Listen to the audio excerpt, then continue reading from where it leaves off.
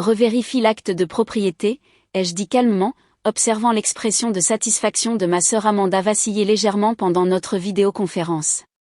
Que veux-tu dire, a-t-elle exigé, ses ongles parfaitement manucurés tapotant sa tasse de café. Maman et papa m'ont vendu la maison de plage, c'est fait. Je m'appelle Sarah Parker, j'ai 34 ans, et jusqu'à hier, je pensais que les disputes familiales ne pouvaient pas empirer, mais ensuite Amanda a décidé de se vanter de sa dernière victoire, acquérir notre chère maison de plage à Newport, évaluée à 2 millions de dollars, pour seulement $1. Je voulais juste partager les bonnes nouvelles, a-t-elle gazouillé dans ses SMS, suivie d'une photo d'elle posant devant les volets bleus délavés qui avaient fait partie de nos étés pendant des décennies. Maman et papa ont enfin reconnu qui mérite cet endroit, j'espère que tu n'es pas trop déçu. La maison appartenait à notre famille depuis 3 générations, mon grand-père l'a construite de ses propres mains, passant ses week-ends à construire un porche enveloppant d'où nous regardions les tempêtes arriver depuis l'Atlantique. Chaque planche, chaque fenêtre, chaque pièce gardait des souvenirs, mes premiers pas sur ces planchers en bois, maman m'apprenant à cuisiner dans la cuisine ensoleillée, papa m'apprenant à naviguer depuis notre quai privé. J'ai pris une lente gorgée de mon propre café, laissant la vantardise d'Amanda me submerger. Je n'avais aucune idée de ce qui allait arriver. Tu sais ce qui est drôle, ai-je dit, gardant ma voix légère. J'ai parlé hier à Monsieur Davison. La couleur a disparu du visage d'Amanda. L'avocat de grand-père ? Pourquoi ? Pourquoi aurais-tu fait ça ? Oh, tu ne savais pas qu'il gérait toujours la fiducie, ai-je demandé innocemment, celle que grand-père a établie avant de mourir ? Celle qui stipule spécifiquement que la maison de plage ne peut pas être vendue sans le consentement des 2 petites filles ? La tasse de café d'Amanda a résonné contre son bureau. Tu mens. Maman et papa ont dit qu'ils en avaient la pleine propriété. Ils ne l'avaient pas. Ils étaient des fiduciaires, Amanda, mais ils ne l'ont jamais possédée directement. J'ai sorti mon téléphone, faisant défiler mes messages. Veux-tu que je t'envoie les documents de la fiducie ou j'attends que Monsieur Davison t'appelle directement ? Il semblait assez intéressé par cette vente à $1. Tu es jalouse, a lancé Amanda, mais j'ai pu entendre l'incertitude dans sa voix. Tu as toujours été jalouse que maman et papa me préfèrent, c'est pour ça qu'ils m'ont donné la maison, parce que je la mérite. J'ai pensé aux années de favoritisme, à la façon dont nos parents avaient toujours cédé aux caprices d'Amanda tout en ignorant mes réussites. Le prestigieux partenariat au cabinet d'avocats que j'avais obtenu n'a à peine mérité une félicitation, la dernière entreprise ratée d'Amanda, ils ont vidé leur compte de retraite pour la financer. Il ne s'agit pas de préférence, Amanda, il s'agit de la loi, et demain, tu vas apprendre exactement ce que cela signifie. La vérité était que je savais que cela allait arriver il y a 6 mois, lorsque maman a commencé à faire des commentaires étranges sur la simplification des actifs familiaux et à s'assurer que tout était correctement réparti. J'ai contacté Monsieur Davison et il a confirmé mes soupçons, il planifiait quelque chose avec la maison de plage.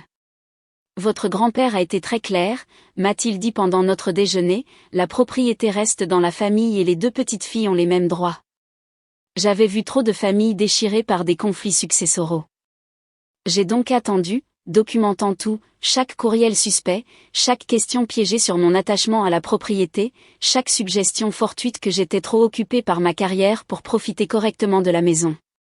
Et maintenant, voyant la façade de confiance d'Amanda s'effondrer, je savais que l'attente avait valu la peine. J'ai déjà commencé à redécorer, a déclaré Amanda, le désespoir filtrant dans sa voix. J'ai commandé de nouveaux meubles, j'ai engagé des entrepreneurs.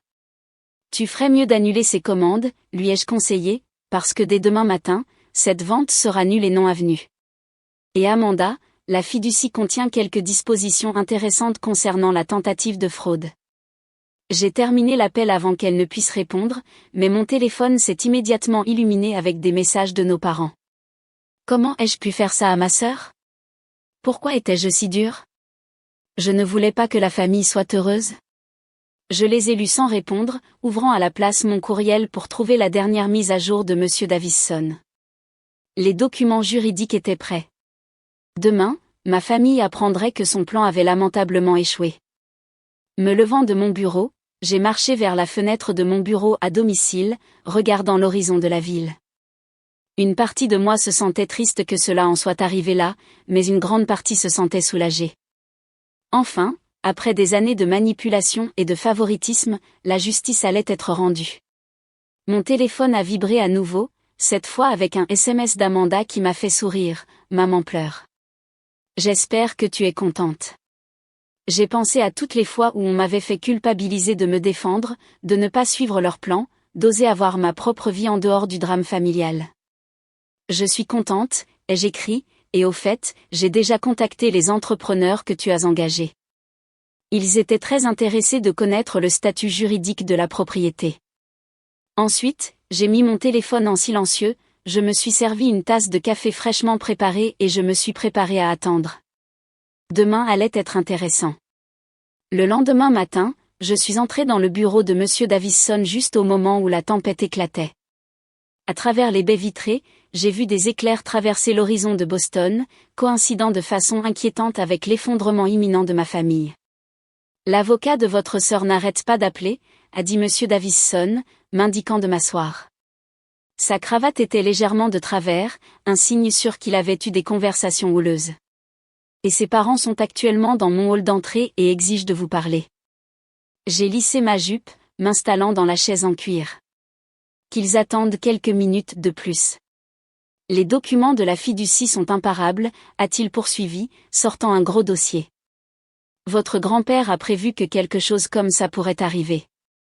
Il a vu comment vos parents favorisaient Amanda, même à cette époque. Un souvenir m'est revenu, grand-père observant depuis son fauteuil à bascule sur le porche comment nos parents félicitaient le bulletin scolaire médiocre d'Amanda tout en ignorant mes récompenses scolaires. Il m'a mise de côté plus tard, sa voix douce mais ferme. Parfois, Sarah, la meilleure vengeance est la patience. L'interphone a sonné. M et Madame Parker deviennent assez insistants, a annoncé sa secrétaire. Faites-les entrer, ai-je dit avant que Monsieur Davison ne puisse répondre. Il est temps. Mes parents ont fait irruption par la porte, Amanda les suivant. Le visage de maman était maculé de larmes, la cravate de papa de travers. Amanda semblait n'avoir pas dormi. Qu'est-ce que cela signifie, a exigé papa, agitant une notification juridique. Nous avions le droit de vendre cette propriété. Monsieur Davison s'est éclairci la gorge. En réalité, Monsieur Parker, vous ne l'aviez pas. En tant que fiduciaire, votre fonction était de maintenir la propriété pour les deux bénéficiaires. La fiducie interdit explicitement la vente ou le transfert de propriété sans le consentement des deux petites filles. C'est ridicule, a lancé maman. Nous sommes ses parents. Nous savons ce qui est le mieux. Ce qui est le mieux, ai-je finalement dit, ma voix ferme, comme quand vous m'avez convaincu de sauter mon entretien pour la bourse d'Oxford parce qu'Amanda avait besoin de soutien dans l'orientation de son université locale? Ou quand vous avez rehypothéqué la maison pour financer sa 5e entreprise ratée? Ce n'est pas juste, a protesté Amanda. Mon centre de bien-être aurait réussi si. Si quoi, l'ai-je interrompu. Si tu étais vraiment apparu pour le diriger au lieu de publier des photos Instagram depuis Bali avec l'argent de la start-up? Monsieur Davison a sorti un autre document. Il y a plus. La fiducie contient une disposition antifraude. Toute tentative de contournement de la clause de double propriété déclenche des conséquences juridiques immédiates. Le visage de mon père s'est affaissé. Des conséquences? La propriété tombe immédiatement sous la surveillance directe du tribunal, a expliqué M. Davison.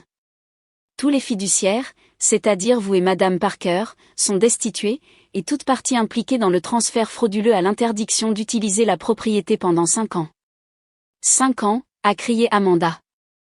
Mais j'ai déjà dit à tout le monde que je vais célébrer mon mariage là-bas le mois prochain. Tu aurais dû vérifier l'acte de propriété d'abord, ai-je dit doucement. Maman s'est tournée vers moi, les larmes coulant sur son visage. Pourquoi fais-tu ça? Nous voulions juste assurer l'avenir d'Amanda. Toi, tu as ta carrière, ton succès, elle a besoin de ça plus que toi. C'est exactement le problème, ai-je répondu. Vous avez passé des années à assurer l'avenir d'Amanda à mes dépens, mais grand-père l'a vu venir. C'est pourquoi il a protégé mon héritage. Monsieur Davison a sorti un dernier document, la lettre de grand-père, à ouvrir si la disposition antifraude était activée un jour. Papa l'a attrapée avec des mains tremblantes. Ma chère famille, a-t-il lu à haute voix, si vous lisez ceci, alors mes craintes se sont réalisées. Vous avez essayé de refuser à Sarah son héritage légitime, probablement en croyant que vous agissiez dans le meilleur intérêt d'Amanda, mais le véritable amour ne signifie pas favoriser un enfant sur un autre, cela signifie assurer la justice et l'équité pour tous. Amanda s'est affaissée sur une chaise, sa bravade se brisant enfin. Je ne comprends pas. Les entrepreneurs commencent les rénovations demain. De l'argent qu'elle n'avait pas le droit de dépenser, a interrompu M. Davison. La fiducie exigera le remboursement complet de tout changement non autorisé. Cela va me ruiner, a murmuré Amanda. Pour la première fois, j'ai ressenti une pointe de sympathie. Amanda avait toujours été la fille dorée, mais elle était aussi victime de la permissivité de nos parents. Elle n'avait jamais appris à se débrouiller seule. Il n'est pas nécessaire que cela te ruine, ai-je dit doucement. Je suis prête à discuter d'un accord de copropriété équitable, un accès égal, des responsabilités égales, mais les choses doivent changer. Égal, c'est moquer maman, après ce que tu as fait? Après ce que j'ai fait? Je me suis levée, ma patience étant enfin rompue. J'ai passé toute ma vie à vous voir tout donner à Amanda pendant que je travaillais 2 fois plus pour la moitié de la reconnaissance. La maison de plage était la seule chose que grand-père a protégée pour moi, et vous avez essayé de me la voler. La pièce est restée silencieuse, sauf pour la tempête qui rugissait encore dehors. Monsieur Davison a silencieusement poussé une pile de papier à travers son bureau. Ces documents annuleront la vente frauduleuse et rétabliront les arrangements originaux de la fiducie, a-t-il expliqué. Cependant, Sarah a généreusement proposé de renoncer à l'interdiction de 5 ans si certaines conditions sont remplies. Quelles conditions? A demandé papa avec fatigue. J'ai respiré profondément. Premièrement, Amanda rembourse chaque centime qu'elle a dépensé en modifications non autorisées. Deuxièmement, nous établissons un accord formel de copropriété avec des lignes directrices strictes pour l'utilisation et les dépenses. Et troisièmement, j'ai fait une pause, croisant le regard de chacun d'eux, vous acceptez tous une thérapie familiale. Ce schéma de favoritisme prend fin maintenant. Amanda a levé les yeux, la surprise clignotant sur son visage. Tu partagerais toujours la maison avec moi après tout? Tu es ma sœur, ai-je simplement dit, et cette maison garde des souvenirs pour nous deux, mais nous devons apprendre à être une vraie famille, pas cette dynamique tordue que nous avons créée. La tempête dehors commençait à s'apaiser, la lumière du soleil se frayant un chemin entre les nuages. Mes parents ont échangé des regards, leur colère faisant place à quelque chose qui ressemblait presque à la honte. Votre grand-père serait fier, a dit monsieur Davison doucement. Il a toujours dit que tu avais sa force. J'ai regardé les papiers être signés, chaque signature représentant un petit pas vers la guérison. Ce n'était pas la fin qu'aucun de nous n'avait attendue, mais peut-être était-ce celle dont nous avions besoin. En sortant du bureau, Amanda m'a attrapé le bras. Je suis désolée, a-t-elle murmuré, je ne m'en suis jamais rendu compte. Je sais, ai-je répondu, mais maintenant, nous avons l'occasion de faire mieux. La maison de plage attendait toujours, avec ses volets délavés et son porche enveloppant gardant des décennies de souvenirs, mais maintenant, elle contenait aussi quelque chose de plus, la promesse d'un nouveau départ, si nous étions assez courageuses pour l'accepter. En marchant vers ma voiture, j'ai souri, pensant aux paroles de grand-père. Parfois, Sarah, la meilleure vengeance est la patience. Il s'est trompé sur une chose, cependant. Parfois, la meilleure vengeance n'est pas la vengeance du tout, c'est l'occasion de construire quelque chose de mieux à partir des cendres de ce qui était brisé. Les semaines suivantes ont apporté des changements qu'aucun de nous n'avait attendus. Notre première séance de thérapie familiale a été aussi inconfortable qu'on puisse l'imaginer, nous 4 assis dans le bureau ensoleillé du docteur Martinez, chacun luttant pour se rencontrer des yeux. Parlons de la maison de plage, a suggéré le docteur Martinez, sa voix calme coupant la tension. Elle semble représenter plus que de la simple propriété pour cette famille. J'ai vu Amanda jouer avec son bracelet de créateur, une habitude nerveuse d'enfance. Maman regardait par la fenêtre, tandis que papa étudiait ses chaussures avec une intensité inhabituelle. Elle était censée être à moi, a finalement éclaté Amanda.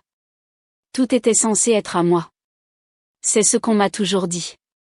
Et comment te sens-tu à ce sujet maintenant? A demandé le docteur Martinez. Les yeux d'Amanda ont croisé les miens, puis se sont rapidement détournés. Je me sens stupide et honteuse. Sarah a travaillé pour tout ce qu'elle a, tandis que moi, j'attendais juste qu'on me donne les choses. L'aveu est resté dans l'air, lourdané de vérité tacite. Pendant ce temps, la maison de plage était vide, attendant que nous nous remettions d'aplomb. Les entrepreneurs qu'Amanda avait engagés étaient partis, leur rénovation à moitié terminée s'était arrêtée. Monsieur Davison nous avait aidés à rédiger un accord formel de copropriété, mais nous n'avions pas utilisé la maison depuis ce jour dans son bureau. Un samedi matin, j'ai décidé que c'était le moment. J'ai conduit seul sur la route côtière familiale, voyant des mouettes tourner dans le ciel tandis que je m'approchais de la maison. Les souvenirs m'ont submergé, barbecue d'été, observation des tempêtes d'hiver, grand-père m'apprenant à faire des nœuds de navigation sur le quai. La clé s'est sentie lourde dans ma main lorsque j'ai ouvert la porte. À l'intérieur, tout était exactement comme je m'en souvenais, sauf la pile de plans de rénovation d'Amanda sur le comptoir de la cuisine. Je les ai ramassés, curieuse malgré moi. Elle avait voulu moderniser tout, transformer notre confortable maison de plage en quelque chose sorti d'un magazine de luxe. Il n'y aurait plus les murs en bois usé, la moustiquaire grinçante qui annonçait chaque entrée, les sièges de fenêtre où nous passions les jours de pluie à lire. Mon téléphone a vibré. Parlant du diable. Je sais que tu es là, a dit Amanda lorsque j'ai répondu. J'ai vu ta voiture depuis la rue. Tu me suivais? Non, peut-être. Je suis passée par ici tous les week-ends, essayant de trouver le courage d'entrer. Elle a fait une pause. Puis-je monter? J'ai pensé à dire non, à réclamer ce moment pour moi-même, mais cela ne résoudrait rien. La porte est ouverte. Quelques minutes plus tard, j'ai entendu ses pas familiers sur le porche. La moustiquaire a grincé sa bienvenue. Je regardais tes plans de rénovation, ai-je dit lorsqu'elle est entrée dans la cuisine. Elle a fait une grimace. Ils sont horribles, n'est-ce pas? Trop modernes, trop, tout. Elle a passé une main sur le comptoir usé. J'essayais d'effacer toutes les vieilles choses, de me l'approprier d'une certaine manière, mais c'était mal. Tout n'a pas besoin d'être digne d'Instagram, ai-je dit doucement. Dieu, j'étais tellement obsédée par ça, n'est-ce pas, a-t-elle ri, mais cela sonnait creux. Maison parfaite, vie parfaite, tout parfait. Pendant ce temps, tu étais en train de construire quelque chose de réel. Nous sommes restés silencieux un instant, le bruit des vagues remplissant l'espace entre nous. Tu te souviens quand grand-père nous a appris à faire du chocolat chaud ici, a soudainement demandé Amanda. Le vrai, avec du chocolat fondu et de la crème, et tu t'es brûlé la langue parce que tu ne pouvais pas attendre qu'il refroidisse? Et tu as partagé le tien avec moi, ai-je dit doucement, souriant en me souvenant. Même à cette époque, tu prenais soin de moi, et je ne l'ai jamais vu. Je me suis tournée pour la faire face complètement. Nous ne pouvons pas changer le passé, Amanda, mais nous pouvons faire mieux maintenant. Elle a hoché la tête, les larmes brillant dans ses yeux. Je veux le faire, vraiment. Elle a mis la main dans son sac et a sorti un chèque. C'est pour rembourser les acomptes des entrepreneurs, et j'ai annulé tous les plans de rénovation. J'ai pris le chèque, sachant que le montant était important. Cela doit être tout ce que tu avais économisé. C'est ce qu'il faut faire, a-t-elle dit fermement. De plus, la maison n'a pas besoin de changement, elle est parfaite telle qu'elle est. Comme pour approuver, une douce brise a balayé les fenêtres ouvertes, emportant le doux parfum salé de l'océan. Nous pourrions faire du chocolat chaud, ai-je suggéré. Je crois que la recette de grand-père est toujours dans le tiroir. Le visage d'Amanda s'est illuminé. Vraiment? Tu voudrais faire ça avec moi? Pourquoi pas? Nous sommes censés apprendre à partager cet endroit, n'est-ce pas? En nous déplaçant dans la cuisine, tombant dans un rythme inattendument confortable, j'ai pensé à la façon dont la guérison vient parfois dans de petits moments et des souvenirs partagés et des aveux silencieux, dans des tasses de chocolat chaud faites avec de vieilles recettes familiales. Nos parents essayaient aussi, à leur manière. Papa avait commencé une thérapie individuelle, affrontant enfin son comportement permissif. Maman luttait davantage, toujours encline à trouver des excuses pour Amanda, mais au moins, elle en était maintenant consciente. J'y ai pensé, a dit Amanda pendant que nous nous installions sur le porche avec nos tasses fumantes, et si on conservait certaines traditions, mais qu'on en commençait aussi de nouvelles? Ne pas tout changer, juste ajouter. Que avais-tu en tête? Réparer la chambre d'amis à l'étage, celle qui est en fait un débarras maintenant. Je pensais qu'on pourrait la débarrasser, la transformer en une chambre à coucher convenable pour quand l'une de nous voudra passer la nuit. J'ai considéré cela. La pièce était remplie de poussière depuis des années, pleine de vieux meubles et de jouets de plage oubliés. En fait, ce n'est pas une mauvaise idée, ai-je admis. Nous pourrions le faire ensemble. Le visage d'Amanda s'est illuminé d'un sourire véritable, pas son habituel sourire prêt pour la caméra, mais quelque chose de plus doux, de plus réel. J'aime ça, a-t-elle dit, et Sarah, merci. Non seulement pour le chocolat chaud, mais pour ne pas avoir complètement abandonné. En regardant l'océan, j'ai pensé à nouveau à grand-père. Il avait su que ce jour pourrait arriver, il s'y était préparé légalement, mais peut-être avait-il aussi attendu cela, que ses petites filles trouvent le chemin du retour pour redevenir sœurs. Tu sais ce qu'on pourrait faire d'autre, ai-je suggéré. Réparer le vieux voilier. Tu te souviens comment grand-père nous emmenait? Tu veux dire le piège à mort dans le hangar? Celui qui est probablement plein d'araignées?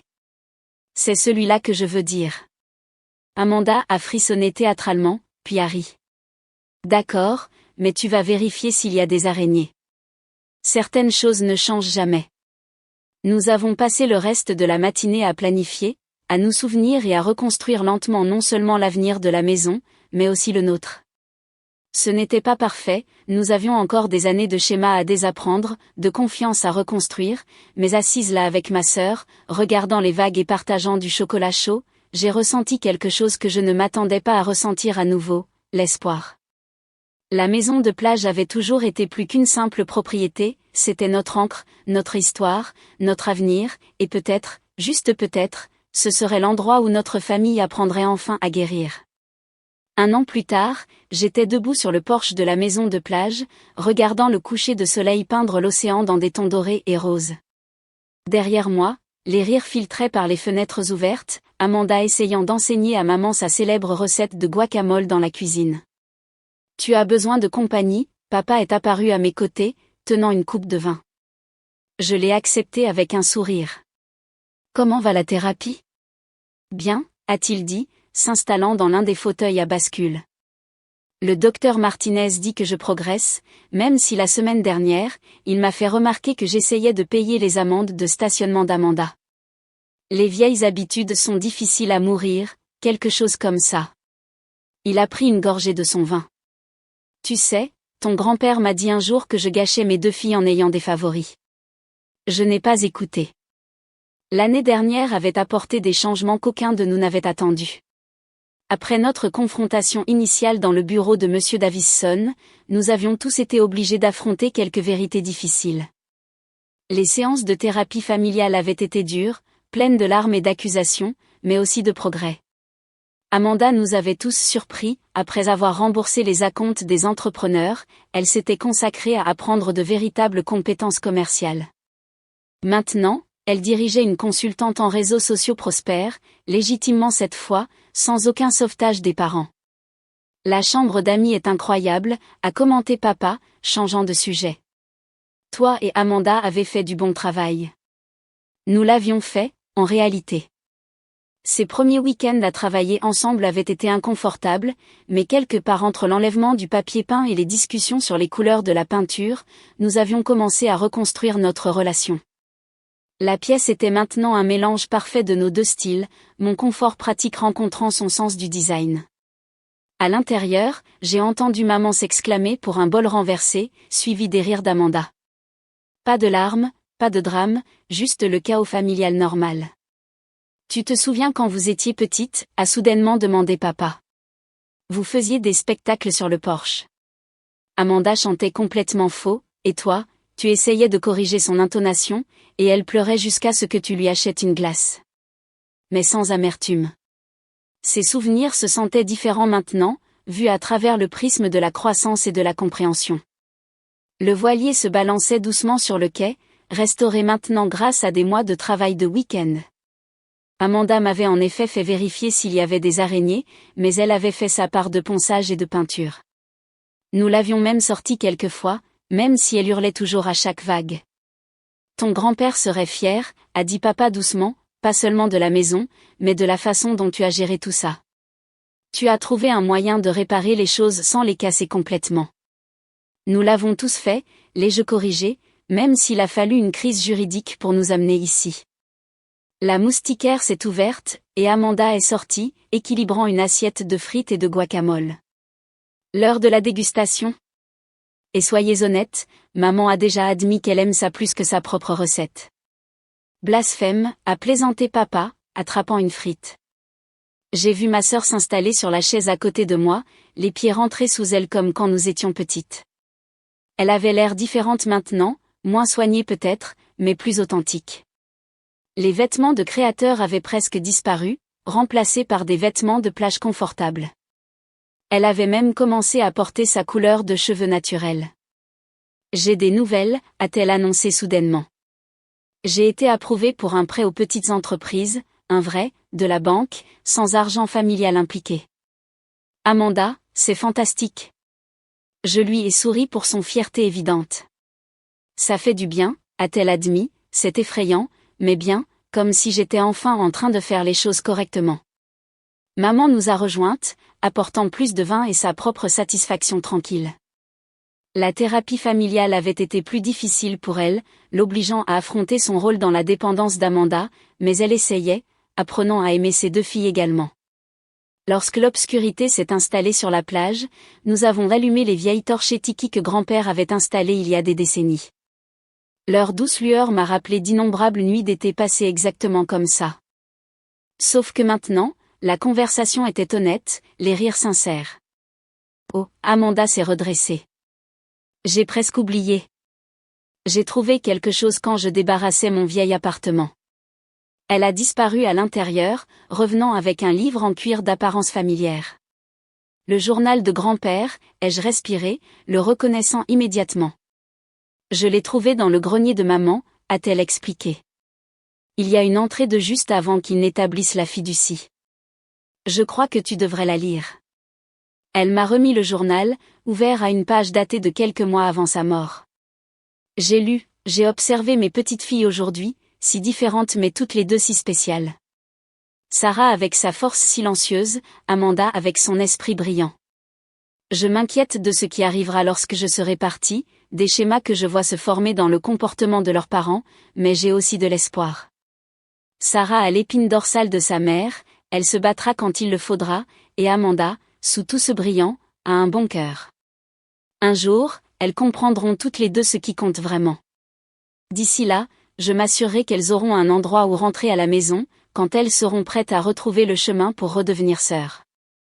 J'ai levé les yeux pour trouver Amanda essuyant des larmes de ses yeux. Il le savait, a-t-elle dit doucement. Il savait que nous allions tout gâcher, mais il savait aussi que nous allions finalement arranger les choses. Il nous a donné les outils. J'étais d'accord. Il a juste attendu que nous soyons prêtes à les utiliser. Les vagues se brisaient constamment contre le rivage, un rythme aussi familier que mes propres battements de cœur.